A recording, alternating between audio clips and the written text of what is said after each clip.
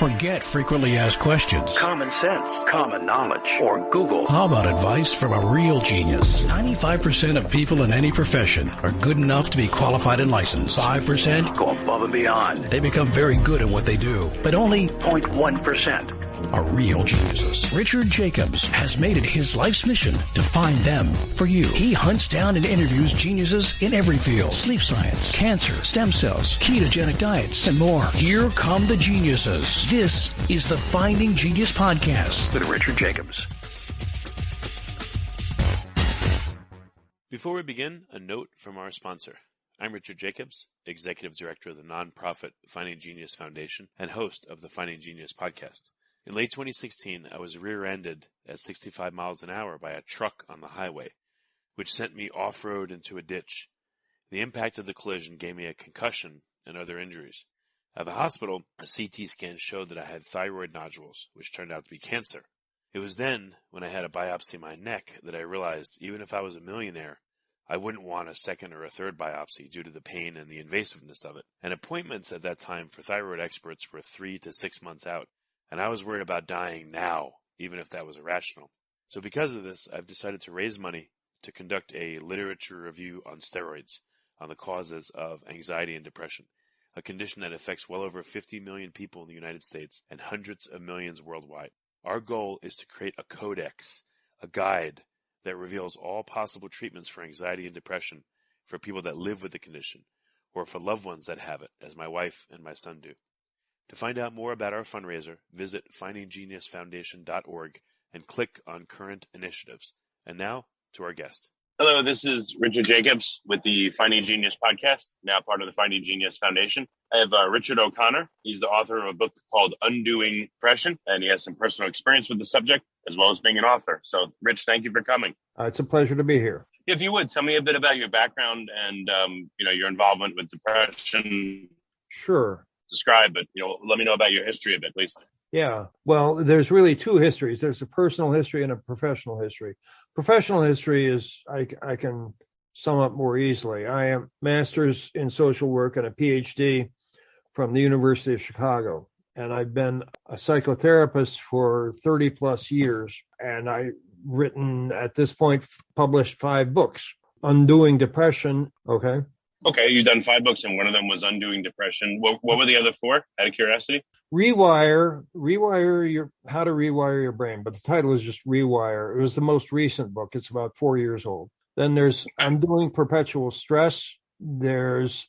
What I was going to ask you, actually, as a follow-on is, I'm assuming that we were going to cover the topic of one book, but, given the conditions today, as we're doing this interview, which of your books do you think is the most relevant, and which one would you like to go into the deepest? Oh, I think Undoing Depression is the most relevant. It's just coming out in a totally revised edition. Publication date is September 28th. It's been, it's gone through 2 previous editions. It's been a mainstay in self-help for depression for 20 years. So what are some of the tenets of the book that... Well, I think it's more important to note that when I was preparing this new revision, I was really struck by the fact that we're in a crisis of care for depression. Despite all the new medications that are so freely available, the incidence of depression, the rate of depression has increased from like 15 to 22% of the population over the past 10 years. The incidence of suicide is going up. The incidence of what they call deaths of despair. Are you familiar with that concept? Deaths from... is that like deaths from loneliness or what? Deaths from suicide, deaths from overdose, and deaths from cirrhosis of the liver among middle-aged white Americans have increased enough so that the COVID aside, and these kinds of deaths of despair have increased so much that life expectancy has in the U.S. has taken a hit.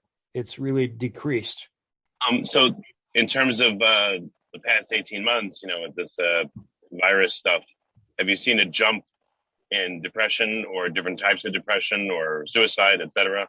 Like what, numerically, what's observed? I can't answer that. I don't think the data is organized well enough yet to make that kind of generalization. I certainly would assume that depression has been on the increase.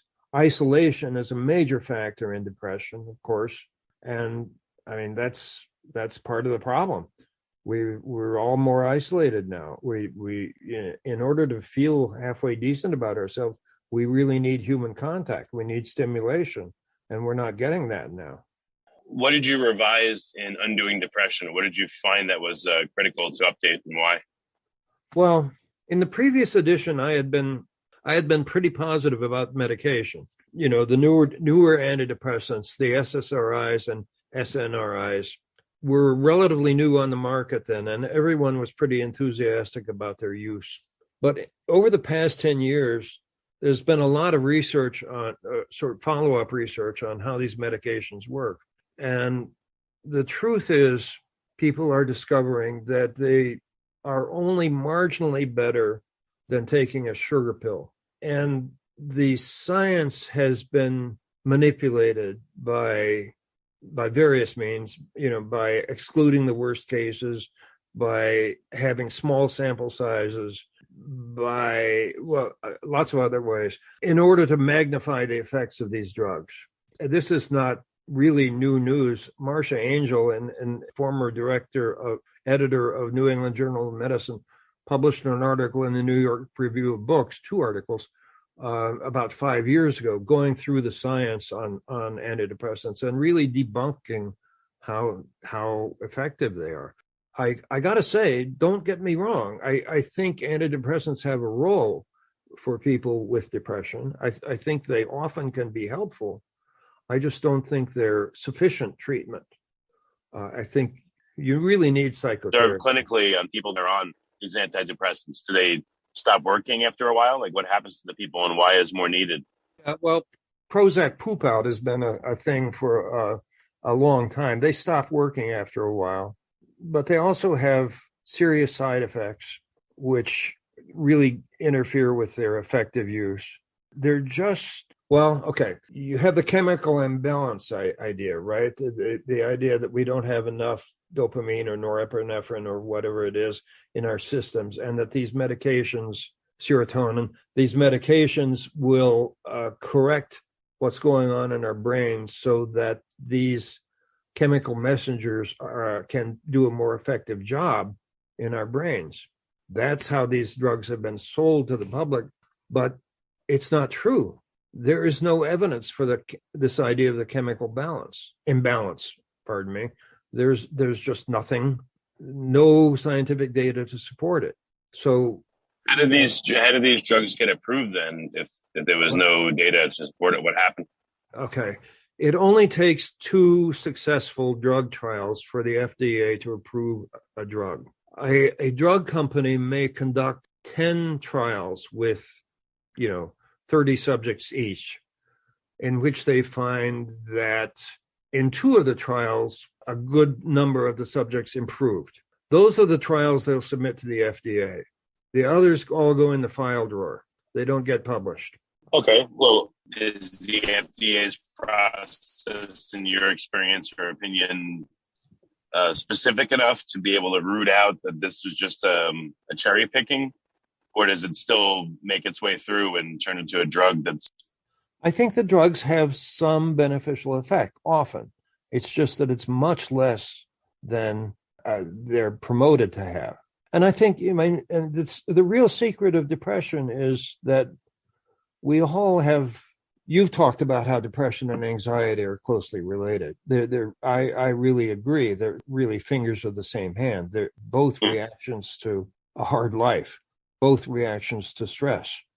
Before we continue, I've been personally funding the Finding Genius podcast for 4.5 years now, which has led to 2,700 plus interviews of clinicians, researchers, scientists, CEOs, and other amazing people who are working to advance science and improve our lives and our world. Even though this podcast gets 100,000 plus downloads a month, we need your help to reach hundreds of thousands more worldwide. Please visit findinggeniuspodcast.com and click on Support Us. We have 3 levels of membership from $10 to $49 a month, including perks such as the ability to see ahead in our interview calendar and ask questions of upcoming guests, transcripts of podcasts you're interested in, the ability to request specific topics or guests, and more. Visit findinggeniuspodcast.com and click support us today. Now back to the show. So you were mentioning that the medications you found clinically are not enough. So what else has to be added to effectively treat someone for depression in your experience? Thank you. Depression is a set of bad habits. It's a set of self-destructive habits. We have learned to do things that keep us in depression. We all have a set of defenses, like denial.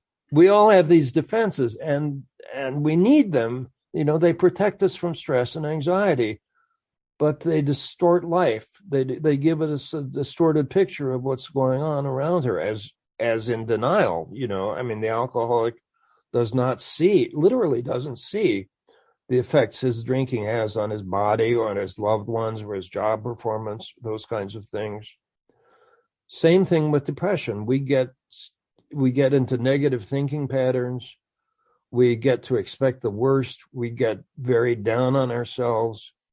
And we don't understand how those feelings and thoughts become self-fulfilling prophecies. And it really takes working with a good therapist or counselor in order to identify those self-destructive patterns and learn different ways of behavior. Now, some people maybe can do it through mindfulness meditation or through reading, but I think in most cases it really takes psychotherapy. And medication can be a useful adjunct to psychotherapy, but psychotherapy is usually necessary. So what are some of the common self-sabotaging behaviors that you observed, either maybe in yourself or in patients? Like, what are some of the common ones? How do they manifest? Internet addiction, overeating, social isolation, gambling, lying, not exercising, overworking, anorexia and bulimia, inability to express yourself, attraction to the wrong people, avoiding the chance to express your talents, self-dosing your medications, not managing money, procrastination, of course, is a huge one. Yeah. Well, do these, there's a lot of different things here. I mean, do they have common roots or common ancestors that you've identified? They are ways that the depressed person has learned to make his feelings go away, to stifle uncomfortable feelings. But they really end up cutting you off from life. And they, obviously many of them interfere with getting what you want. Getting ahead in jobs or making interpersonal connections. So I guess the common theme is that these are all self-sabotaging behaviors in one way or another. Exactly. And the overriding goal is to not have to deal with someone's emotions or circumstance or relationships. If you like this podcast, please click the link in the description to subscribe and review us on iTunes. The goal is to avoid reality when, we really are better off facing reality, even if it is pretty grim. So what happens when you address, like, let's say someone comes in and they have a porn addiction and, they're a smoker, let's say, and that's how they're kind of, avoiding reality. Mm-hmm. And you help them address these issues. Do they then turn to other avoidance behaviors on the list, or do they, once you address the problem behaviors that someone has, like, do they get better, or, do they backslide or again slide into like another kind of behavior instead to replace it? There's no one answer to that. Freud long ago taught this idea of symptom substitution, that, if you only have a superficial cure, the person will start doing something else destructive. That hasn't really proved to be the case. But it is true that often people will find another way to shoot themselves in the foot. Often, but not always. So, are there preferred secondary ways, or is it just like a mashup? You never know, based on what someone's doing, what their go-to second behavior will be once they stop doing behavior number one. One pattern is what they call somatization, the use of the body to express feelings. And that's one where there often is a lot of symptom substitution. So a person comes in with a mind-body condition like back pain. You get them to physical therapy and they do their exercise program and their back pain clears up, but then they develop a digestive problem, and you fix the digestive problem, and then they develop a breathing problem. There are people like that who use somatization as a sort of a defense. It means I can't be expected to meet the demands of reality. But that's just one pattern, you know. I mean, smoking is a good example of something. I mean, you can stop smoking and you're not likely to take up another habit just because you've stopped smoking. So is it important to identify if someone has a certain problem and this one tends to lead to other problems even when you address it, versus smoking? Okay, if we solve smoking, they're probably going to be okay. Yeah. Like, are there certain, again, avoidance behaviors that tend to lead to other behaviors and ones that are, dead end? Yes, there are. There's been a lot of research on trauma lately, past 30, 40 years, I shouldn't say lately, not just, PTSD, combat related or rape related, that kind of trauma, but also what they call chronic trauma syndrome. I mean, children who were raised in an abusive environment, children who were raised in an unloving environment, those kinds of things. Those people really have a hard time recovering because they will often find another way to hurt themselves. Edgar Allan Poe wrote a short story, 150 years ago called "The Imp of the Perverse," and it described a man who had done a horrible thing and had gotten away with it, and he was doing fine and he was fat and happy, but something made him confess. And the story is very effective because it's told from the man's point of view about how he just could not sit on it anymore. He could not live with the guilt of having fooled everyone. So he felt this need to confess. And I think that imp of the perverse is a very good metaphor for a lot of depression. There's something within us that wants to hurt us, wants to destroy us, wants to make us fail, wants to make us unhappy. That's where psychotherapy really gets interesting. Yeah, I guess it's like the telltale heart. Yeah. That was different. That guy, like, the heart kept beating, and yes, I guess it was like a metaphor for his consciousness. So maybe Edgar Allan Poe he had a lot of things on his mind that he wrote stories about to get out. That was his way of coping. Well, he did. I mean, if you know anything about his background, he was an orphan. He was taken in by a very pompous and successful man who made Poe feel like he really owed everything in life to him, his adopted father. And Poe really just kept shooting himself in the foot. He flunked out of the military academy. He flunked out of the University of Virginia. And you kind of got the idea that he was angry at this guy who was so proud of everything he'd done to help poor little Edgar. Edgar was going to show him, I don't need your help. Interesting. Okay. Well, with I guess going back to more present day with your Undoing Depression book, you said it was like your number one. It's been out for a while and now it's been revised. Yeah. What kind of feedback have you gotten from people maybe that surprised you that have read the book? Well, I've gotten a lot of very positive feedback. A great many people feel that they've been helped by the book. But I think one of the things that surprises me is I do talk about my own personal story in the book. I identify myself as someone with depression. And my mother took her own life when I was 15. And that's a tough thing to live with. You question, why did she abandon me? Did she really love me? What was wrong with me? What was wrong with her? Do I have that same self-destructive thing in me?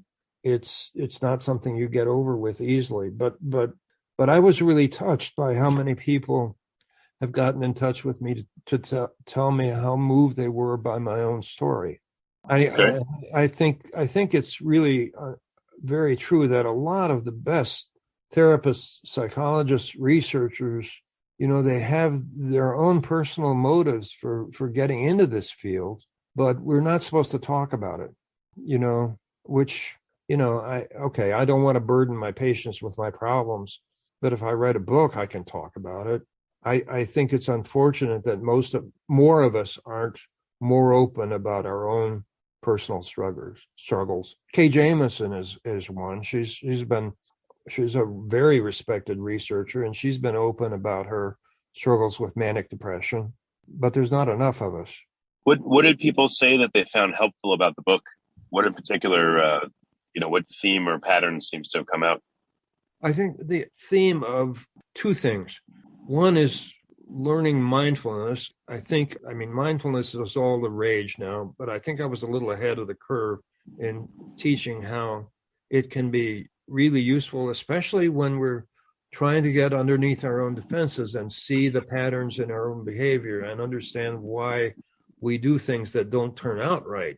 Just, backing off and detaching ourselves and observing ourselves with what I call compassionate curiosity can really be a way of learning to sort of correct yourself, your behavior gently. Depressed people are too hard on themselves, and you feel like you got to make yourself over from the ground up. Learning mindfulness is just a very gradual, easy way of learning to observe yourself with a little bit of distance and detachment and kindness, like I said. Another thing I think that people find of value is that it's very concrete.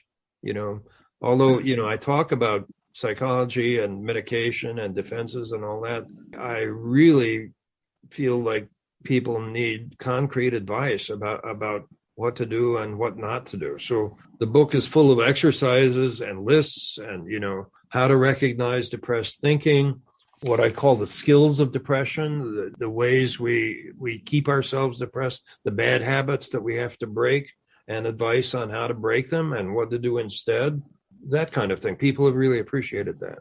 So what's new about the revision? What did you have to update or change? Well, unfortunately, like I said, needed to de-emphasize the role of medication and re-emphasize that people can't rely on that and that they really have to take themselves in hand. Hopefully, maybe through the book alone, or maybe with the help of a good therapist. Other things I really needed to reemphasize were sort of the self-destructive thinking habits of depression. People with depression tend to think that things are permanent, pervasive, and all over the place. They tend to think that things are rotten, things will always be rotten, and it's my fault that things are rotten. But those are distortions, of course. A lot of things are rotten, but not everything is rotten, and not everything is my fault. But depressed people are really good at self-blame. Well, how does that self-blame manifest? Is it literally voices in their head saying, "You idiot," or "You this," or oh yeah, what have you observed? I find that if I get people to sort of tell me what are the exact thoughts in their head when they wake up in the morning, or when they're going to sleep, or when they make an error of some sort, there's an accusatory voice. I call it the inner critic. This voice says, you bum, you idiot, you'll never do anything right. You can't do anything right. You'll always be a screw up. And that's a very powerful voice, and it really, you can't argue with it. It's like the don't think of a pink elephant idea. Once you think of a pink elephant, you can't make yourself stop thinking about it. What you have to do is start thinking about something else. So when you hear that self-critical voice, you got to change the subject.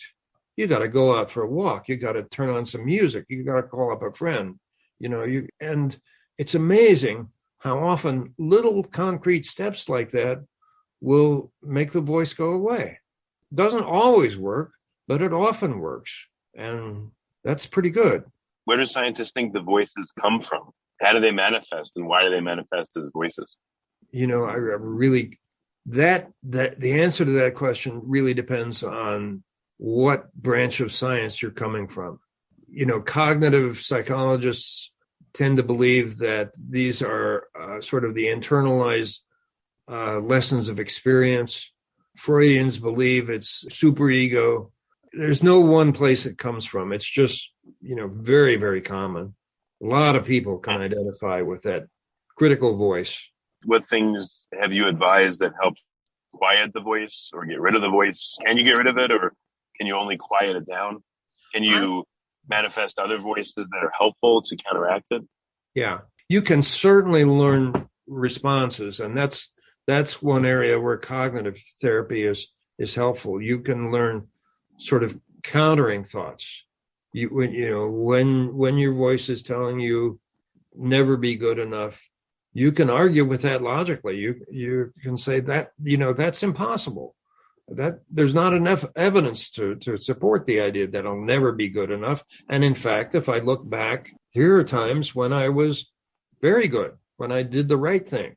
So, I mean, that's one way that's really helpful, is to just not get stuck in that voice, but to detach. And that's what mindfulness helps with. Detach a little bit and remind yourself of experiences that disprove the voice.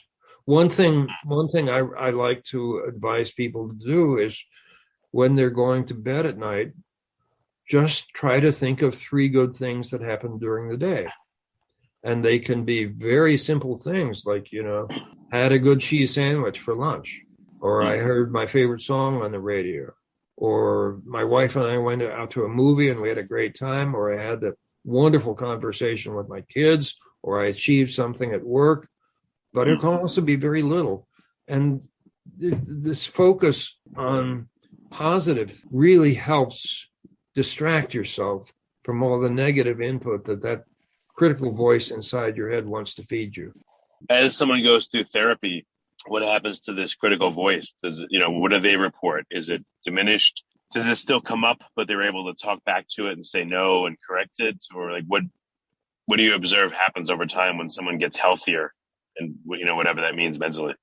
Yeah, I was going to say, I'm afraid the voice never does go away. But as people get healthier, they learn to recognize that this voice is a distortion.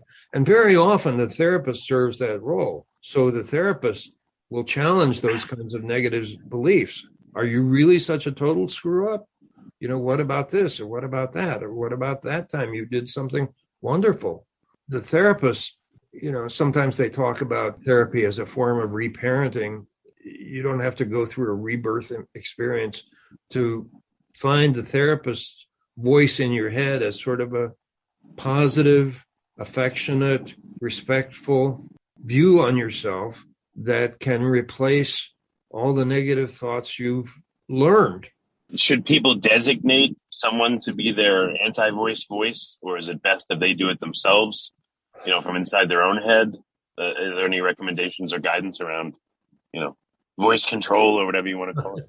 That's a good question. I think that anybody in an intimate relationship can designate their partner to serve that purpose for them. And just to say, I have this problem with these tormenting inner thoughts, and, I needed to talk it out with you. And if the person really loves you, they're going to obviously see how you're being too hard on yourself, and they're going to point out how you're different than what you think you are. And I mean, that's one of the major functions of a good relationship, this kind of positive feedback. What if you're having a day where the voices are really loud and insistent versus a day where they're not so bad? What if you're just not able that day to really manage yourself and the voices are just so loud you can't do anything about them? Are there backups? Are there contingency plans? Like, has anyone again gone in deep and said, like, all right, when you're in this state and the voices are like this, then it's really better to have an outside person speak to you because they're not in the center of the storm and you are mentally, or I guess again, is there anyone that's talking about what I'm just made up as like voice management, or, keeping the voice from really making you hurt yourself or making a bad decision or screwing up a relationship or something? That is another good question. I think unfortunately, contrary to the popular image that you can take a pill and be over with depression in a few months, depression is a recurring and remitting disease. Once you've had a really severe episode of major depression, you're going to be vulnerable all your life. So you do have to have strategies for how to cope with it when it occurs. One of the why will you be vulnerable, by the way, like once you have a major episode? Scientists disagree on the answers to that. I can't tell you. believe me, it happens. Not to everyone. I mean, there are a lot of people who have a pretty severe episode and do recover and don't ever have to look back. But for most people, unfortunately, there are going to be further episodes. But so you need strategies for how to cope. One of the best strategies is just to accept the fact that it's a struggle. It's a long struggle, and you're going to have bad days. And maybe you're going to have a day where the bear eats you instead of you eating the bear, that joke. And maybe the only thing you can do is go to bed, read a good book, watch a great movie on TV, and get through it with the idea that tomorrow is going to be a better day. And often tomorrow is a better day.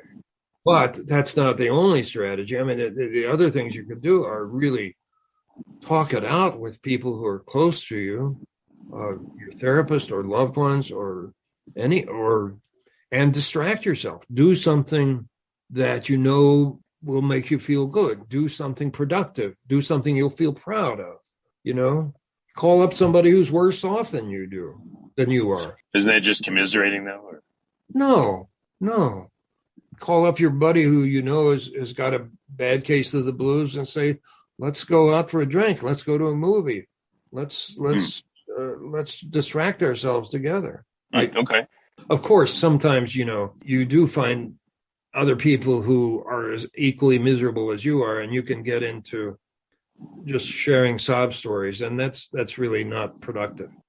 So you said end of September, your new version of Undoing Depression is coming out. Right. And that's going to be available, on Amazon? And is it audiobook or how is it available? Amazon audiobook, your corner bookstore. I got to plug your little bookstore. Coming out from Little Brown September 28th. Have you developed any workbooks that go along with the book? So if people can't, not everyone can see you and get help from you if you're even doing clinical stuff anymore. So people read the book, again, have you made any workbooks that go along with it where people can, ask themselves questions or fill in, information about how their day is, like an emotions diary? Are there any ancillary tools that come with it? That may be the next project. I'm working on that. But there is a lot in this book that provides exercises. For instance, one of the major tools is what I call the mood journal, where I just ask you to observe whenever you have a change in mood. It could be from bad to good or good to bad, and observe what's going on around you at the time, and observe what's going on inside your head, any particular thoughts or dreams or memories or something like that. Because one of the problems with depression is that people often feel like it just comes out of the blue. I don't know why. I just woke up feeling this way. But I really believe it doesn't come out of the blue, that there's always a trigger. It's just that we get good at not seeing the connections between what's making us upset and our resultant mood change. So there's a lot of little tools like this in the book about how to observe yourself better. There's a guided meditation exercise that I think is very, very good. There's a section on communication, healthy communication in relationships. A lot of little exercises like that. And how much work, honestly, have you seen does it take for someone to, if someone's very depressed quite often, or, they've had it for years, to get themselves to the point where they can, I'm sure they're not just going to get rid of it, but they can control it. They've learned how to talk themselves out of the hole. They can function, they can live, they can maintain relationships. How long does it take someone to get from a state where they're just, a mess to a functioning state? Is it a lot of work? Yeah, it can be a lot of work. I think really people can see tremendous progress in just a couple of months. They may not be totally out of the woods, but they may feel hope, sense that they're not as depressed as they once were just a few months ago. Depression is really the loss of hope. And if you just follow some of the exercises in the book, or get into therapy, or do something to help yourself, you start to realize that you can help yourself and you can have hope. And you don't have to assume that you're doomed to feel this way for the rest of your life. Maybe it's like the old expression, there's always hope if you have water and soap. Yeah. Well, very good. Okay, Rich, so Undoing Depression, again, can you just restate, what's the release date? This is going to come out right near the release date. So what's the release date? Okay. Yeah. Very good. September 28th. All right. If people want to get therapy directly from you, can they do that? And if so, how do they reach out? Well, I have a website. It's undoingdepression.com. Okay. Same as the book. I'm also listed on the Psychology Today therapy directory, which is the way a lot of people during COVID are finding therapists nowadays. Oh, really? Okay.